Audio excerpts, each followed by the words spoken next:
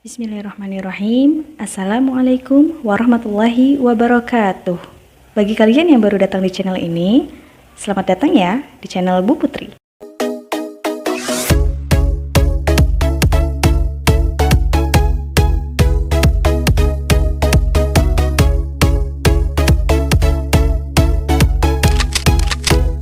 Halo semuanya, bagaimana kabar kalian? Insya Allah dalam keadaan sehat dan selalu semangat. Mari kita awali pembelajaran kali ini dengan membaca doa. Berdoa mulai.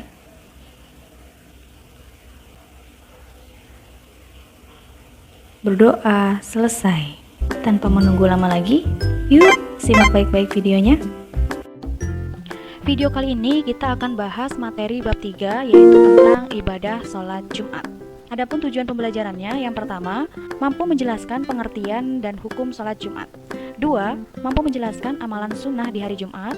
3. Mampu menjelaskan syarat sah sholat Jumat. 4. Mampu menjelaskan syarat wajib sholat Jumat. Dan yang terakhir, mampu menjelaskan adab-adab pelaksanaan dalam sholat Jumat. Adapun pembahasan yang akan dibahas di video ini, yang pertama yaitu tentang pengertian, hukum dan dalil tentang sholat Jumat. 2. Syarat sah dan syarat wajib dalam pelaksanaan sholat Jumat. 3. Amalan sunnah dan tata cara dalam melaksanakan sholat Jumat. Dan yang keempat, halangan serta hikmah dalam pelaksanaan sholat Jumat. Sebelum kita mengetahui pembahasan yang lebih dalam, sekarang kita harus tahu dulu nih, sholat Jumat itu apa ya? Ya, sholat Jumat itu adalah sholat 2 rakaat yang dilaksanakan secara berjamaah pada waktu sholat zuhur pada hari Jumat. Diawali dengan khutbah dan hukumnya wajib bagi setiap laki-laki yang mampu melaksanakannya.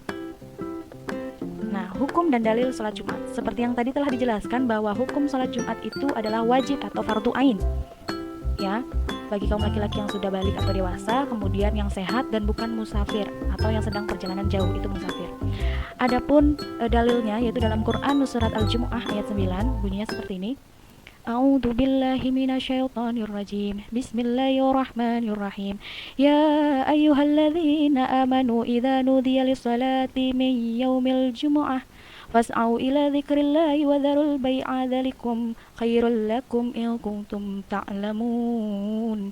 Artinya, wahai orang-orang yang beriman, apabila telah diseru untuk menunaikan salat pada hari Jumat, maka segerakanlah kamu untuk mengingat Allah dan tinggalkanlah semua urusan jual beli. Ya, jadi ketika kamu sedang berjualan atau orang tua kalian sedang berjualan, maka wajib ditinggalkan tuh dagangannya ketika pada waktunya sholat Jumat.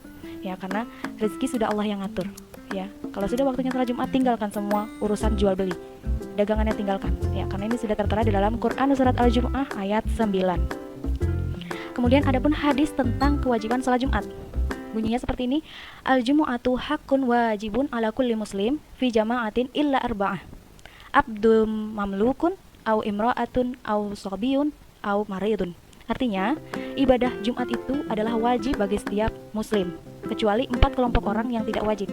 Yang pertama yaitu hamba sahaya atau seorang budak. Yang kedua, perempuan. Yang ketiga, anak-anak. Dan yang keempat adalah orang yang sedang sakit.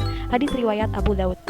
Adapun hadis tentang kewajiban sholat Jumat juga nih, bunyinya, man taraka salasa juma'in tahawuna biha taba'allahu ala qalbihi. Artinya, barang siapa yang meninggalkan sebanyak 3 kali secara berturut-turut sholat Jumat karena meremehkan itu apa ya?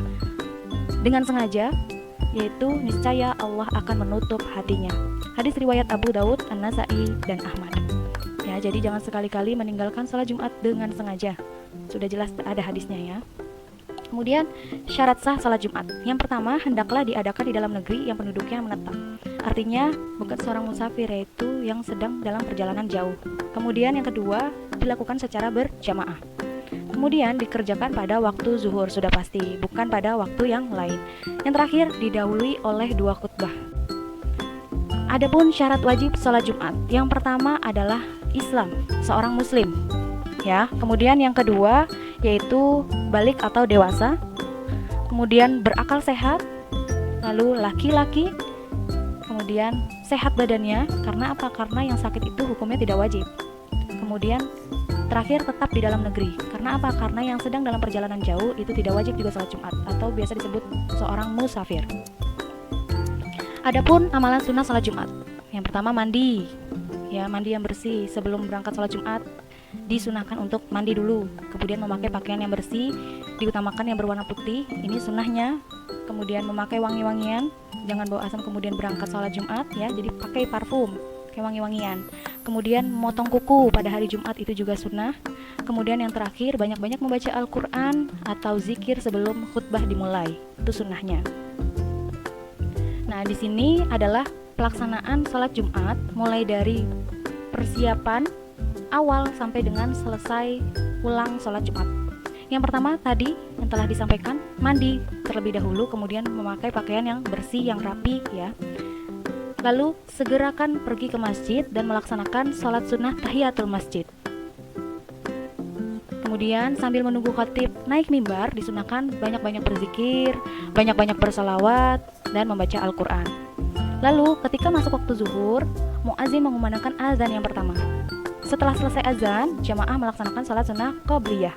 Kemudian khatib naik ke mimbar, hanya sekedar mengucapkan salam. Ketika itu, khatib duduk kembali dan muazin mengumandangkan azan lagi yang kedua. Ya, bagi yang melaksanakan sholat Jumat yang hanya azannya dikumandangkan sekali, maka khatib langsung menyampaikan khutbahnya.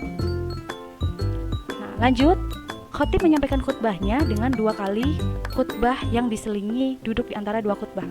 Ya, seperti tadi yang sudah dibilang bahwa ketika azan selesai dikumandangkan, khatib berdiri, menyampaikan salam, kemudian duduk kembali, kemudian muazin mengumandangkan azan lagi yang kedua, kemudian khatib naik mimbar lagi dan menyampaikan khutbahnya. Pada saat khutbah dibacakan, jamaah harus memperhatikan dengan khusyuk, tidak berbicara, tidak mengobrol, ya, meskipun suara khutbah tidak terdengar dengan jelas, tetap didengarkan dan berdiam diri. Ya, setelah selesai khutbah, muazin mengumandangkan qomat, iqomah. Karena apa? Karena itu adalah tanda akan dimulainya sholat Jumat berjamaah. Kemudian sebelum sholat dimulai, imam hendaknya mengingatkan kepada makmum untuk merapatkan, meluruskan safnya, serta mengisi tempat yang masih kosong. Kemudian imam memimpin sholat Jumat berjamaah sebanyak 2 rakaat. Jamaah disunahkan untuk berzikir dan berdoa setelah selesai sholat Jumat. Kemudian sebelum meninggalkan masjid, jamaah disunahkan untuk melaksanakan sholat sunnah ba'diyah terlebih dahulu. Ya, adapun rukun khutbah.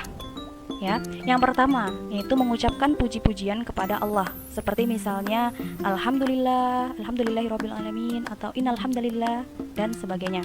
Tuh. Kemudian yang kedua, membaca salawat atas Rasulullah.